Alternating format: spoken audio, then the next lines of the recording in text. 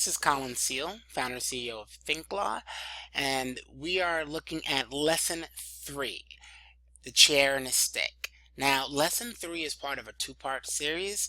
Um, Depending on the structure of your program, you might be able to do Lesson 3 and 4 in one day, or you might break it up into 2 or more days, depending on, again, just the structure of how your program is designed. So like every thinkLaw lesson, this starts out with an overview of the outline for how this works. In this lesson, we're going to be looking at the exceptions to the general rule that it's not okay to hit people. We're going to talk about the formal elements of battery, and we're going to apply that to a really popular case that almost every law student in America has to learn, but it's actually very applicable to any type of learner that's interested in engaging in this sort of critical thinking activity. And then we're going to apply that rule from that case to the bicycle case. So for those of you that have done lesson 2, this is one of the first examples of the legal synthesis that we've spoken about, taking a legal rule and bending it a little bit when we see new evidence being presented. Again, we see what the Common Core content standards are here. One of the real goals of this lesson that we do is we really push folks to think about multiple perspectives of an argument.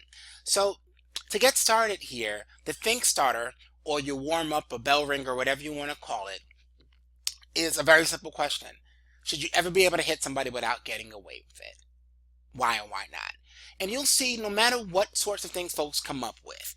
Oh, it's okay to hit somebody in football. It's okay to hit somebody if you fell into them by accident, or, if they gave them permission, or if they're hurting you or hurting somebody else. They generally fall into 3 categories: self-defense, some sort of permission or consent, or accidental touching. And your participants might have various reasons as to why that should prevent them from getting in trouble for it. But the cool part about this lesson is you use those exceptions to come up with the actual definition for what a battery is. Now, we're talking about, in this whole thinkLaw program, for the most part, civil cases. So there's some distinguishing factors that I ask you in your instructor's notes to talk about with students, which is like, this isn't about folks getting arrested. This is about people being sued for money, right? So when we talk about battery, we're talking about the basic tort of hitting somebody. And a tort is just a fancy way to say something you sue somebody over in the law. So after you have your thinkers talk through what they think the definition of battery should be based off of those exceptions, we actually give them the actual legal rule, right? Which is a battery happens when you make intentional contact that's harmful or offensive or causes damages. We give them the chance to actually come up with a scenario. And a lot of thinkLaw thinkers have a lot of fun with coming up with the battery scenario, using Angel and Brianna as an example. But after we have an understanding of what battery is, we take them straight into the chair case. Now, the chair case is, again, a real-life legal case involving a 5-year-old boy who pulled out a chair on his aunt, and she broke her hip, had $11,000 in injuries, and sued her own nephew for battery. For the purposes of this exercise, this is really important. Do not allow your thinkers to get stuck on this idea of, he's only 5, how can he pay the money? Assume he can pay the money. So forget about the money. Don't make that part of the conversation. Focus it primarily on whether or not this 5-year-old can be held liable. The cool part about this lesson is that you start out with an initial vote, right? Gut feeling, no analysis, no discussion, just vote. And what you'll find is throughout your session, your participants will change their minds, and it's fun to kind of watch them gravitate and change their minds as the facts develop and their analysis gets more developed.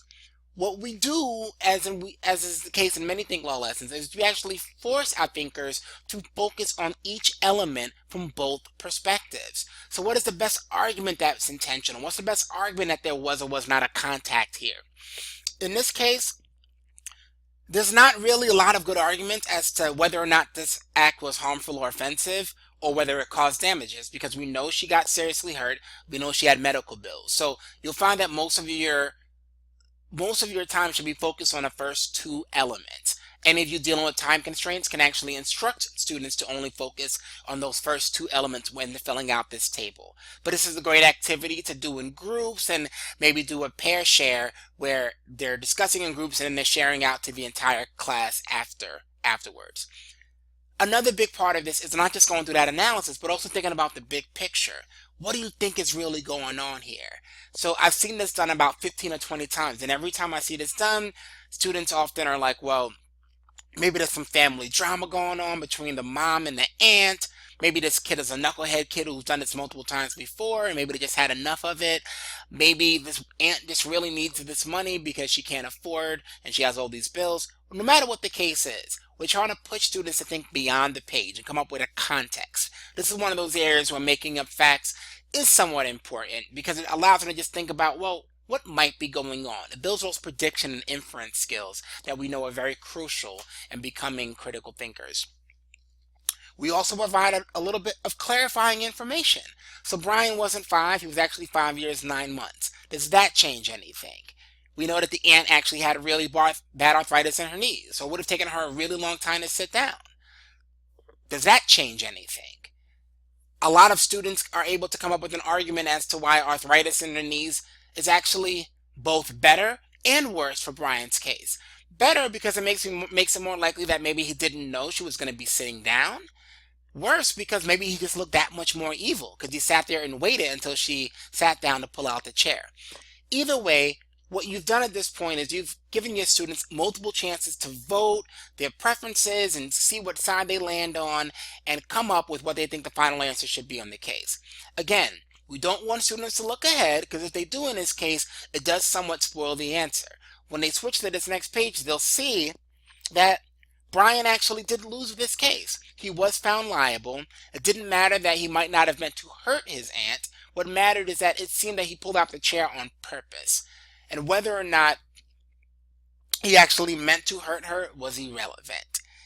The court also found that even though there was not a direct contact, it was substantially likely to cause a contact when you pull out a chair just before somebody sits down. So he was found liable for it. The cool part of almost every thinkLaw lesson is our think bigger. The think bigger is almost always a chance to do a legal synthesis activity where we take what we just learned about this case in the chair, and now we're looking at bicycles, right?